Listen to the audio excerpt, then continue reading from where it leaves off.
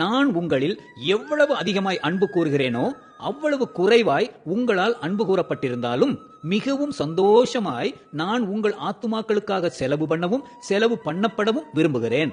அப்படி ஆகட்டும். நான் உங்களுக்கு பாரமாய் இருக்கவில்லை, ஆனாலும் உபயோகமுள்ளவனாய் இருந்து தந்திரத்தினாலே உங்களை பிடித்தேனாம். நான் உங்களிடத்திற்கு அனுப்பினவர்களில் எவன் மூலமாயாவது உங்களிடத்தில் பொழிவை தேடினதுண்டா?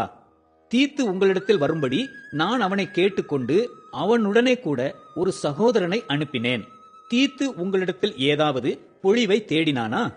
நாங்கள் ஒரே ஆவியை உடையவர்களாய் ஒரே அடிச்சுவடுகளில் நடந்தோம் அல்லவா? நாங்கள் யோக்கியர்கள் என்று விளங்கும்படி உங்களிடத்தில் பேசுகிறோம் என்று எண்ணுகிறீர்களோ? தேவனுக்கு முன்பாக கிறிஸ்துவுக்குள் பேசுகிறோம். பிரியமானவர்களே, சகலத்தையும் உங்கள் பக்தி விருத்திக்காக செய்கிறோம்.